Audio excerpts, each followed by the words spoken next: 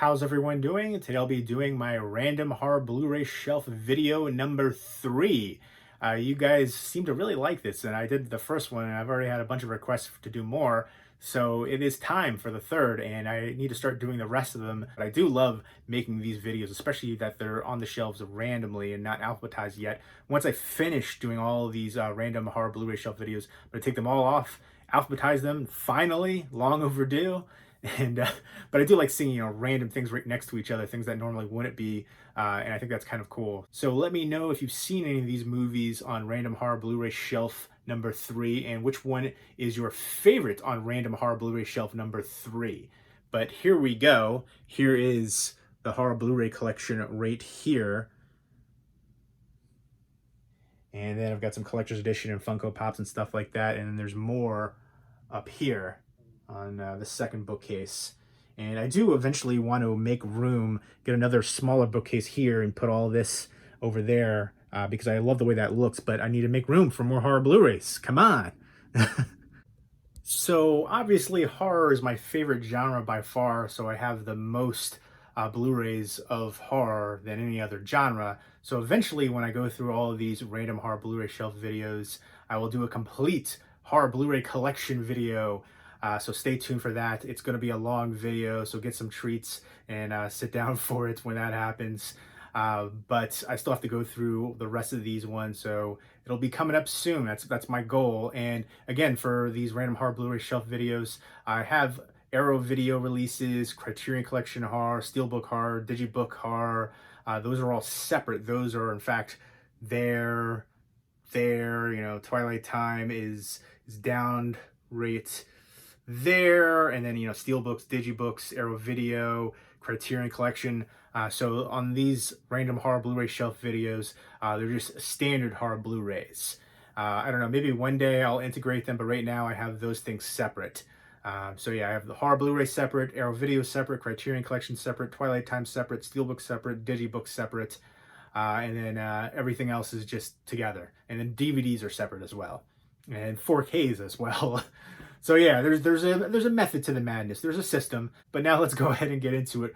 Random horror Blu-ray shelf number 3. Let's check it out. All right, here is random horror Blu-ray shelf number 3. And first up, we have You Might Be the Killer, which I watched recently. Has Allison Hannigan in here, and it's kind of like a parody slasher. I thought this was actually pretty entertaining. I wish Allison Hannigan was more involved. She's basically the best friend, and they call each other on the telephone and basically trying to help him figure out what's going on. And he's at this summer camp and everybody's getting killed. And she suggests that, hey, you might be the killer. And it's in the title. So not really a spoiler there. I thought it had some good kills and some good comedic elements going on. Next up is Friday the 13th, Killer Cut. And this is directed by Marcus Nispel, who also directed the Texas Chainsaw Massacre remake, which I absolutely love that remake. And this is a good remake as well, but not as good as the Texas Chainsaw Massacre remake. But this one had some good gore and some hot chicks. And, Derek Mears as Jason Voorhees did a great job, very imposing. I wanted a little bit more from it, but overall I did enjoy it. And I think it is a strong addition to the franchise. I like it better than some of the sequels. And next up is It Comes at Night, and from what I remember, it doesn't really come. There's like an apocalyptic event, and these people are holed up in this house in the middle of the woods, very remote. Joel Edgerton is in there, and there's this couple that comes, and there's a lot of tension going on. There's good atmosphere, but I remember wanting more from the ending. Next up is The Day, a post-apocalyptic movie. A good cast here: Sean Ashmore, Shannon Sossman, who was my #1 celebrity crush for the longest time. There she is right there. Also has Dominic Monaghan in here, and Ashley Bell from The Last Exorcism. I really like her. I remember this one being a good post-apocalyptic movie. Julia's Eyes, which I think is super underrated. It's from the producers of The Orphanage. Of course, they plastered Guillermo del Toro's name up there. Really creepy and atmospheric. It's about this girl who is losing her sight due to a degenerative sight disease, and she finds her twin sister who was blind, and she was hung, and everybody's thinking it's suicide, but she is convinced that it's murder. She's trying to get to the bottom of it, and there's some really tense scenes in here right there especially. But I definitely think that one is underrated and deserves more attention. Next up is Joyride. I really enjoyed this one. This is just a really thrilling ride. Some palpable tension in there. I love the cast. Steven Zahn, Paul Walker, Lily Sobieski. About a crazy truck driver terrorizing this group of friends. And next up is The Deadly Spawn. This is the Millennium Edition. There was a lot of complaints about the transfer for this. I remember thinking it was better than the DVD I had. I definitely had some issues, but I don't think it was worth all of the criticism. If it's better than the DVD, I'm happy with it. And this is from Elite Entertainment. And I remember this takes place in New Jersey. And it's about, like, I think a meteorite crashes, and then there's these alien parasite, like, worm creatures attacking people, and I just remember it being awesome. I love the heck out of this one. I definitely need to rewatch it again. It's been a few years, but I remember this one just being cheese-tastic, gory awesomeness. Good 80s horror cheese. Next up is Mimic, the director's cut. This is a really good, creepy film. Directed by Guillermo del Toro. I love the look to these insect creatures. And I like the cast here too. Mira Sorvino, Josh Brolin, Charles S. Dutton, a bunch of other recognizable people in here. I remember having the trilogy pack of this, but I really didn't care for the sequels. So I got rid of the triple feature and just kept this one. This is definitely one that I can rewatch again anytime. Next up is the double feature, an Echo Bridge release for Darkness and then Below. Darkness I actually have on a standalone release right here on this shelf, so you'll be seeing that later. And I'm basically keeping this double feature for Below, which doesn't have a standalone release. It's about a haunted submarine. It's a rescue mission during World War II, and they pick up some survivors of a U-boat attack, and strange things start happening. I remember Zach Galifianakis is in there, and Scott Foley, and a few other recognizable people, but I remember that one being atmospheric, and again, it's the only way that you can get it on Blu-ray, so there you go. Dawn of the Dead remake from Zack Snyder. I know a lot of people hate on this movie, but I love the heck out of it. I thought it was amazing. I still prefer the original, but this one to me is just a really fast-paced, gory, awesome, tense remake, modern take, and I thought it was awesome. I love the cast in here, just from top to bottom. Everybody played their roles just perfectly. Palpable tension. I remember the zombie baby scene was awesome, and again, setting them all kind of loses the consumerism, societal message from Romero's original. They touch upon it, but doesn't have that same impact. But again, great gore effects, great tension. Love the heck out of that one. The intro scene too, awesome. Next up is Dead Space Downfall. This is a really good animated horror one set in space. Next up is Poker Night. I need to revisit this one. I barely remember. I remember liking the cast in here. Ron Perlman. You've got Michael Eklund. It's about a serial killer, and I remember a bunch of guys get together for a poker night, and things start to unravel. Next up is Violent Kind. I thought this one was really intriguing. It's about a motorcycle club, and they're going to like a kind of a cabin in the woods for a birthday party. And Tiffany Shepis is in here, and she's awesome. This is from the Butcher Brothers. And then there's like greaser guys come out of nowhere, and it's an interesting twist that I think is very unique, and I like the gore in here and just some of the tension too. Tiffany Shep is so hot. Next up is Piranha. This is a Canadian release from Alliance, and this is such an awesome slipcover for it. This is a pop-up gatefold slipcover. There we go. There's Ving Rhames. Chew on this with the boat motor, killing some of the piranha. And you could see, some things floating around in there. Speaking of things getting cut off in this movie, I remember the Jerry O'Connell scene.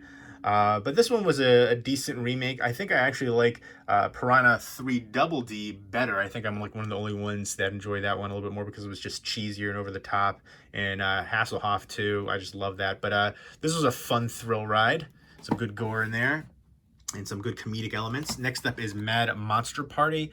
This is from the creators of Rudolph the Red-Nosed Reindeer and Frosty the Snowman, kind of that puppet animation style. It's got voices from Boris Karloff in here, and then you also have Phyllis Diller too doing some of the voice work. And I remember this being decently entertaining. I feel like it's geared more towards kids. It's a fun one from Rankin and Bass. Next up is The Collector, which I love the heck out of this one. Really great modern slasher. I've said this before since I first watched it. It's like Home Alone meets Saw. I love all the traps in here, the look to the killer, the cockroach scene. So many tense moments in here. The scene with the cat too. And I was able to get this signed up by the director and co-writer, and then the other writer as well. The director is Marcus Dunstan, and then the other writer was Patrick Melton. I would highly recommend the heck out of this one. It is just, again, palpable tension, and they're holed up into this house. I like the whole concept of it too. This guy goes in to rob the house, and then the tables kind of get turned because there's somebody already in the house killing people. So I just really love that aspect. And it was the first movie I remember seeing Josh Stewart in, and I really like him in this role. And I hope they make a third, because next up is the sequel, The Collection, which is a really good, fast-paced action horror sequel. And it's just kind of picking up where the first one left off, and kind of a continuance of the roles. And I love the ending to it. Perfect setup for a sequel, and I definitely hope that they make one. I was able to get this one signed up as well, and there's the autographs right there, including from the actor who plays the Collector, and then one of the actresses right there, the lead roles of Elena, and then again the director and writer. So pretty awesome. I really enjoyed both of these films, and yes, please make a third. Do it. Come on. It's been too long already. Keep it going. And next up is Identity. Love the cast here. Love the twist ending. Really cool and creepy, and just the whole concept in here is awesome. Really unique film. I love how they're all connected in more ways than one. The cast is just awesome. I love the cast chemistry here too. Good palpable tension throughout. Next up is Intruders with Clive Owen. I need to revisit this one too. I remember it being decently atmospheric, but not loving the ending to it. Next up is the Invasion of the Body Snatchers remake, which I think this is one of the better horror remakes. Great sci-fi horror film, and I always love the cast in here, and I always remember Donald Sutherland at the end, and you've got Leonard Nimoy and Jeff Goldblum and a few other recognizable people in here, but just a classic horror remake. Next up is Inside. This is an import, obviously, as you can see all of the writing in here, which I believe is Japanese. I love the heck out of this movie. I do need to sit down and compare it to the DVD to make sure that it is uncut. It's my favorite of the French extreme horror movies. Inside is just amazing, bloody, again, crazy tension in this one. I love this film so much. I know it was recently remade here in the US. I haven't seen the remake. Maybe one day, but again, it's probably just another unnecessary remake. And next up is Insidious, directed by James Wan, and I was able to get this one signed up by a bunch of people involved with the film, including Lynn Shay, and then Ty Simpkins, who was the little kid right there on the front cover, and then Jay LaRose, who was the long-haired fiend. A lot of times they have in-store signings at certain places, and you're able to get them signed up. I think that's really cool. So there you go, Insidious. I think this one is a very popular modern horror movie, good haunting movie. Next up is I Spit on Your Grave, and I was able to get this signed up by a lot of people involved with the film, including Sarah Butler, the lead, who signed right on her butt. And I think she was amazing in this role, super gritty. I think it was super gratifying to see everybody get what they deserved in here. And I think this was an awesome horror remake too. Again, with the content of the movie, you have to know what you're getting yourself into for it, because it's not going to be for everybody, considering what happens. It's a attack revenge movie, essentially. Next up are two movies that were based on the Dark Shadows horror soap opera TV show from the mid-60s to I think 71 was the last one. And these movies here have some of the same characters, and it's again that kind of gothic vampire soap opera movie. And I was able to get this one signed up by actress Catherine Lee Scott. And I was able to get this one signed up as well. This one I was able to get signed up by Laura Parker, who played Angelique. If you're a fan of gothic vampire movies, and again, the TV show Dark Shadows, I think you'll enjoy both of those movies, especially seeing some of those characters in there. Next up is The Colony, which I was able to do an interview with the director ages ago. I still haven't posted that interview because I think it was on an external hard drive and I was moving. I'll have to do that eventually. There's so many different videos I need to upload that I never edited. It's from, the director is Jeff Renfro. Really nice to talk to, and I like the cast here: Bill Paxton, Lawrence Fishburne, Kevin Zegers. Bill Paxton passed away recently, very sad loss, but again, I love the snowy setting in here, and that has this in spades. So it's a post-apocalyptic movie with just a continual winter, and they have this base right here called the Colony, and they have a distress call so at another colony, and they're going there to look at it and see if everybody's okay. And it's the telltale story of basically, man's worst enemy is man. You see that all the time in these post-apocalyptic movies, but some good tension in there. Next up is Confession of Murder. He'll kill to be famous is the tagline. I remember he had somebody basically admitting to these murders after there's a statute of limitation that expires, which I don't think that's a thing for murder, at least not here in the US. I need to revisit this one, though. I remember there being some good tension, some creepy moments in there. And there's a revenge aspect in here, too, of the families of some of the victims, and then the detective who's involved in the case. Next up is The Cell, which I gotta open this one. Holy moly. I picked this up and I haven't rewatched it yet. I love this one. The visuals are amazing from Tarsim Singh, who also did The Fall, which has great visuals too. But love the cast here: Vince Vaughn, Vincent D'Onofrio, Jennifer Lopez. Just a trippy, visual, surreal movie. A phenomenal film. If you're a fan of horror, you definitely need to check this one out. It is a darker themed movie, but it is awesome. I love that one. I gotta rewatch this one soon. I can't believe that I have this on here and it's still sealed and I haven't watched it again yet. Shame on me. I gotta hit myself for that one. Penance. Bad J.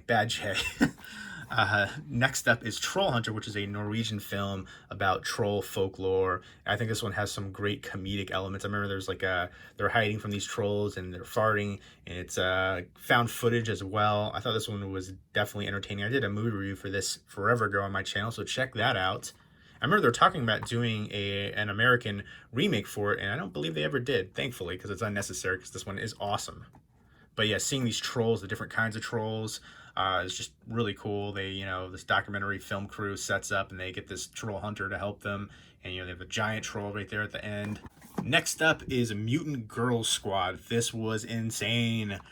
This is a Sushi Typhoon and Wilgo USA release. It's a Japanese horror movie with some good comedic elements in here, and it's just so over the top about these, I guess, girls who have mutant powers and just lots of blood and guts and gore and ridiculousness and just a fun ride. Next up is Fulci's New York Ripper, which I love seeing the dirty aspects of New York City during that time period. And the duck voice in here is so kind of ridiculous, but adds to the charm of this one. This was a Blue Underground release, and this is about somebody killing women on the streets, and I like the ending to it. And again, the duck noises just really stand out for me.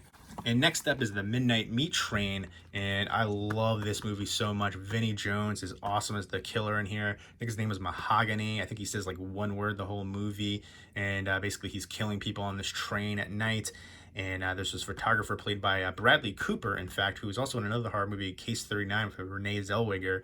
And this also has Leslie Bibb and Brooke Shields in here. And this is a Clive Barker adaptation, and it's from director Ryuhei Kitamura, and I think he did a great job with this one. Great gore, definitely has that washed out hue with lots of grays and blacks, which reflect the bleak tone. And I love when you go on this train and you think that's just all there is to it, but there's more. I love how that realm kind of opens up, and it's not just as straightforward as you initially think, and I think that's awesome. This is the unrated director's cut. And I consider that one to be a bit underrated too. Another one I definitely think is underrated is The New Daughter. I never hear anybody talk about this one. This one was really surprising. I love how this one plays out, and especially the ending to it with Kevin Costner. I want to do a top 10 list for horror movies that star A-list actors, and this would be in there. And there's a bunch to choose from, but I always enjoy this one, and I never hear anybody talk about it. Definitely one that surprised me. Next up is Cube. This is a Canadian release. I'd love to see somebody like Scream Factory or Arrow Video release that here in the US and give it proper treatment, along with the sequels too, Cube 2 and Cube 0. There's certain aspects in here that kind of remind me of Saw, and I feel like could have inspired Saw to some degree. It's basically about these group of people who can't remember how they got in this one place, and it's kind of like this maze that is ever changing, kind of like a Rubik's Cube with all these different booby traps, and you know, if you make the wrong move, you'll get killed. And I like the different characters in there and how they interact. And this is from 1997. Really good Canadian horror movie, good sci-fi horror movie. Next up is Cujo. This is the 25th anniversary edition. This was a really good Stephen King adaptation, and I really like the cast in here too, especially with Dee Wallace and Danny Pintero from Who's the Boss. But yeah, such a terrorizing one for me as a kid. I feel like, you know, with Jaws and all the different animal spin-offs, this is definitely one of the best ones of the animal attack movies, especially dog attack movies. I really like the pack as well. Kind of cheesy now rewatching it from the 70s with Joe Don Baker in it. I remember there's like chihuahuas in there too. I'd like to see them release that on Blu-ray. And the Wes Craven produced film The Breed was essentially a remake of that. I guess kind of a ripoff because they don't really acknowledge it. It's basically the same thing except the dogs are, I guess, like genetically altered. But yeah, pretty much the same thing. Secluded island with a bunch of people on it and being attacked by dogs. But yeah, Cujo is a classic. Next up is The Call Girl of Cthulhu, which I love this movie. This is from Camp Motion Pictures. Such a fun one for low budget horror. Of course, from H.P. Lovecraft's story. It's about this artist who is a virgin still, and he is waiting for that someone special, and he becomes interested in this call girl right there, and she also has this mark, which is the mark that this cult is looking for, and they basically want her to be the bride of Cthulhu and to mate with it. And it is crazy, and it's a fun ride, and I remember enjoying it. Again, you have to be a fan of low budget horror though to appreciate it. And I'm really picky when it comes to modern low budget horror, but this is one that I definitely enjoyed. Next up is Galaxy of Horrors. This is a sci-fi horror anthology, and I got this from the Horror Pack, which I really do like that service where you get, I think it's 4 horror DVDs or Blu-rays depending on which one you choose, and it's random ones each month. But this one right here was a little bit of a letdown overall. The majority of the ones were less than average, I would say, but there were a couple on here that were definitely worth checking out, and the one in particular was amazing to me, which is the main reason I'm keeping it. I think the title of the short was No One Can Hear You Die in Space. I love that one so much, and I would love to see that get adapted to a feature-length film because it definitely deserves it. There's another one in here that was good too, but the rest were below average to me. But again, definitely worth checking it out for that one main one, and the other one is decent too. But I would like to see more horror anthologies. I feel like we had a good surge of them and then kind of like slowed down a bit, but I like the creative aspects. Next up is Found, which I love this movie, but it is violent and disturbing, and the content of it isn't going to be for everybody. You have to be into disturbing horror movies. Definitely not for mainstream audiences at all. And I was able to get signed up by the director, Scott Shermer. Again, I love this movie, but especially the ending to it. Holy moly. It's basically about this kid right there who gets picked on, and his big brother is a serial killer. It is crazy, and then that ending, oh my gosh, it's definitely an ending that you will think about long after viewing. But I love the heck out of that one. Another really good independent horror movie. And next up is The Darkest Hour, not to be confused with the Gary Oldman movie about Churchill. But this is an alien invasion movie with Emil Hirsch, and Joel Kinnaman is in here too. I really liked his character. He's a really good actor. I love him in The Killing. I wish that show would have went on for so much longer, deserved to. But a really unique alien invasion movie. And then next up is Darkness with Anna Paquin in here. I love the heck out of this one. Super atmospheric. And this is directed by Jean Balaguerro, who also directed the movie Sleep Tight, which I think is another one that is creepy and underrated.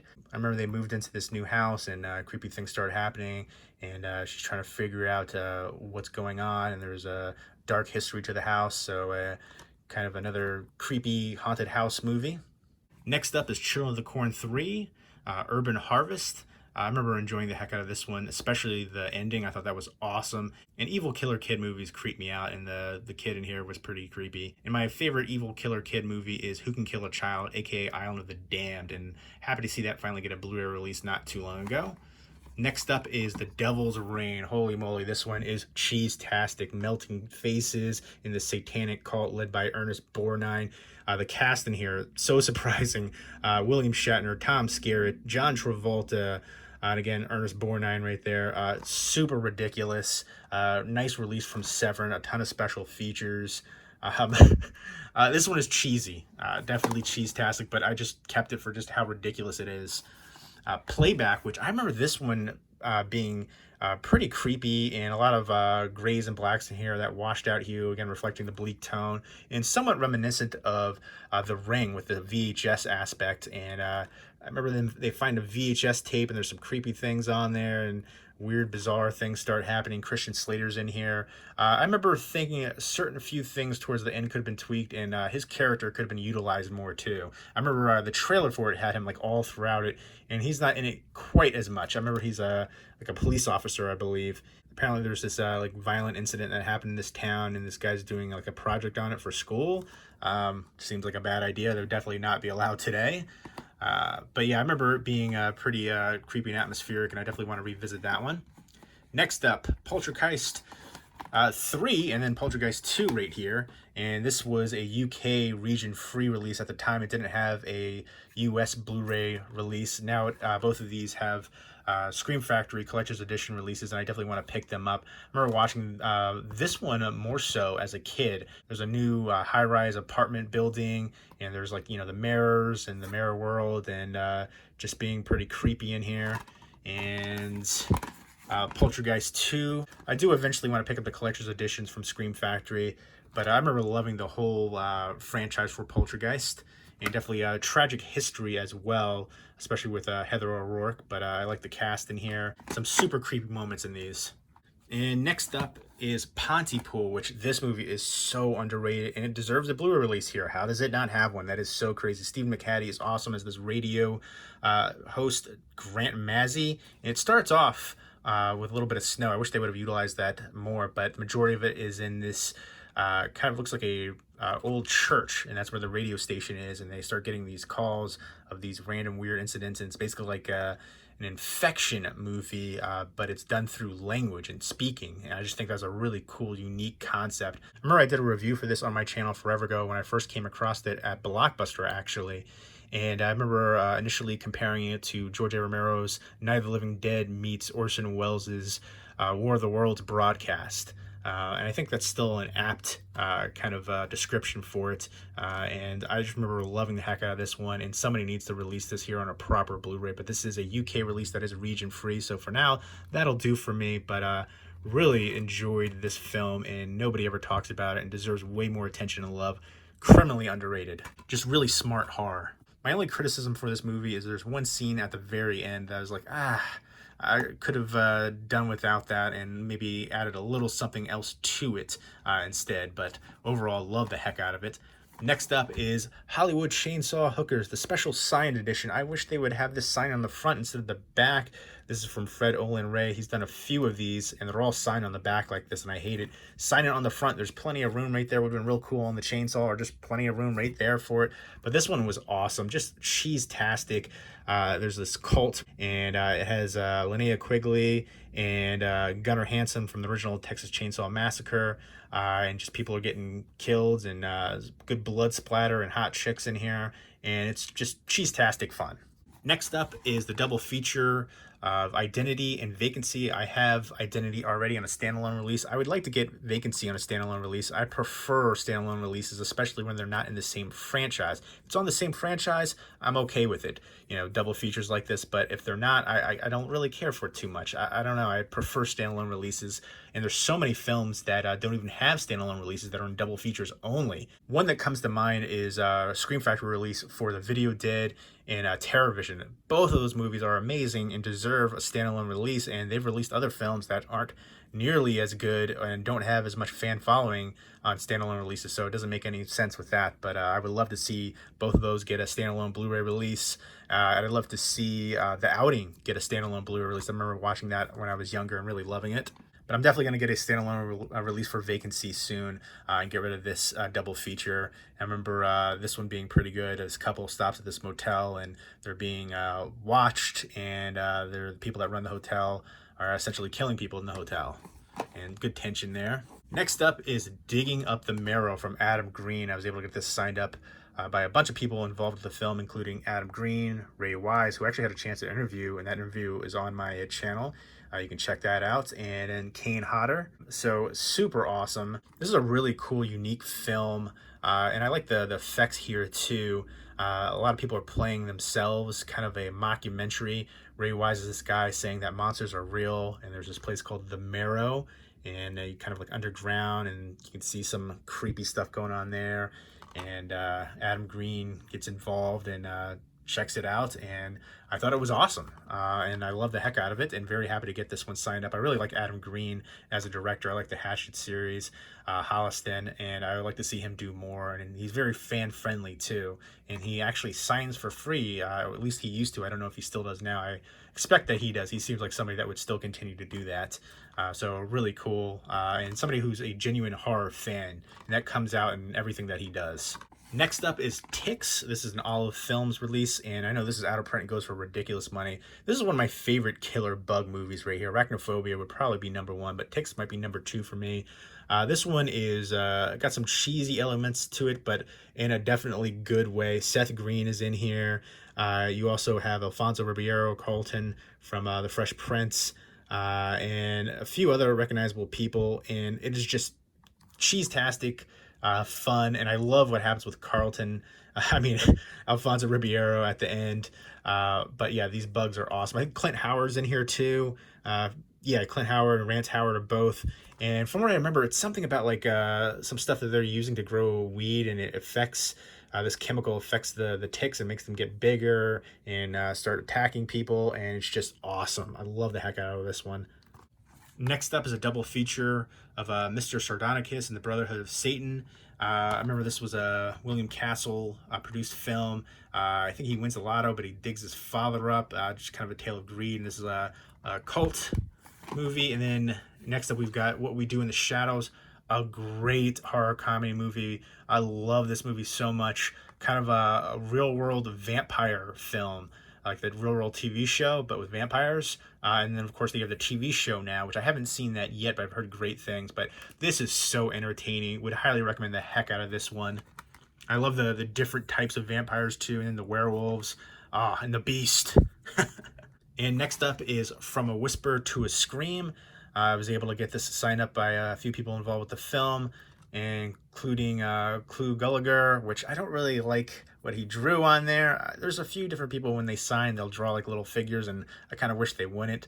But it's still very cool to get his signature on here. Really good horror anthology movie.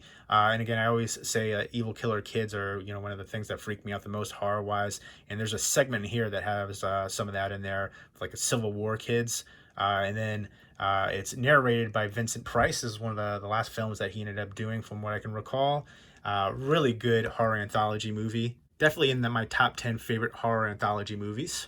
I definitely plan to do a top 10 on horror anthology movies coming up soon. Next up is Halloween and The Thing, John Carpenter's The Thing, both signed up by John Carpenter. There was a website that got an interview with him, and to promote it, he signed a few movies, and they ended up giving them away, and there was somebody that sold these, and I was lucky enough to get both of them. Lucky enough, I paid for them, but definitely well worth it to me. And I remember somebody recently, I had a for sale video of movies I was getting rid of, and somebody's asking me if I were ever to sell this, let them know. I do not plan to. I don't plan to sell either one of them. I will say that I feel like the signatures and stuff like that, the markers need to be like tested first, because that signature stands out in Halloween. I think that looks awesome. But then the signature on here, I don't know, it looks like it's starting to dry up a little bit, and they could have gotten a better Sharpie for it, but still awesome. And I love that I was able to get John Carpenter signed on my all-time favorite movie. and I would love to get them signed up on my poster right here. This is a Japanese reproduction poster. I've got 2 signatures already. Wilford Brimley, who was Blair, and then Thomas Waits, who was Windows. And I think that looks amazing. I got this as a reproduction because I had an opportunity to get the original Japanese poster for it, but it's actually smaller. And I really wanted to get the biggest size possible because, again, it's my all-time favorite movie. I still might get the Japanese original at some point, but for now, I wanted to get this one, and I want to get more people signed on here, especially John Carpenter, because that would be awesome. So very happy to have both of those signed up by John Carpenter, and still thankful that somebody was willing to sell those. And I remember I made a video for that when I first got them, and somebody knew exactly where I got them from because I guess they were following the website that did the giveaway. And I'm not selling them. I've had a lot of people ask over the years. Next up is Tarantula. This is the Spanish release for it, and this was region free at the time. It was the only Blu-ray release. I know Scream Factory released it now. And this is one of the earliest appearances of Clint Eastwood too. I think he was uncredited in here. He was like a fighter pilot and a giant tarantula attacking. So I do want to pick up the Scream Factory release. They do an amazing job on their releases, and I can't wait to see what they release in the future. But at the time, you know, this was the only release for it, so I had to pick it up. A lot of imports that I need to still upgrade for because they're getting proper treatments, new transfers, special features, and great releases. Next up is Crystal Lake Memories, the complete history of Friday the 13th, 2-disc collector's edition. I still need to dip into this. I know this is so extensive, 400 minutes. I really am excited to finally check this out. Again, I have to unwrap this one and sit down and watch that one. Got 2 ones on my shelf that aren't opened, and I feel bad about it. Bad J. But yeah, I'm not one to keep them sealed up. I want to open them up and watch them, and you know, if it's not a movie that I can't see myself rewatching again, I want to get rid of it. And Friday the 13th is definitely my favorite of the big horror slasher franchises. Let me know what your favorite of the big horror franchises and slasher franchises is. And let me know if you have any autographed movies, Blu-rays, DVDs, VHS, any kind of movie memorabilia. Let me know. Next up is No One Lives with Luke Evans. I love the heck out of this one. This is a WWE production, and I think this is definitely one of their best. And I remember loving the twist here too. I thought that was awesome. It is gritty, and I remember the kills in here, especially the one bigger guy. I thought that was awesome. That scene definitely sticks out to me. But yeah, love the heck out of this one. I never hear anybody talk about it. I remember doing a review for it, and I never posted it because I never edited it, and I hate editing because it's so tedious. But I feel like I should revisit this one and do a proper review for it and finally upload it. Next up is Odd Thomas, which has Anton Yelchin in it, and this is a super underrated one. It's a Dean Koontz adaptation. It's directed by Stephen Sommers, who directed The Mummy. I love that lenticular slipcover. And it's basically about this guy, Odd Thomas, who can see dead people, and he can also see these creatures called Bodaks, and they come around when there's any kind of bad things getting ready to happen, violence or anything like that, and he realizes he's starting to see more and more of them around this town, and he's trying to figure out what's going on and stop whatever could possibly be happening. And this also stars Willem Dafoe, who I believe was a police officer in here, and then Patton Oswalt, and also has Addison Timlin, who is super stunning and very talented. She was also in The Town That Dreaded Sundown sequel. It wasn't a remake, it was a sequel. Yeah, Odd Thomas is one that I definitely consider to be underrated, and definitely sad that Anton Yelchin passed away. Very tragic accident, freak accident.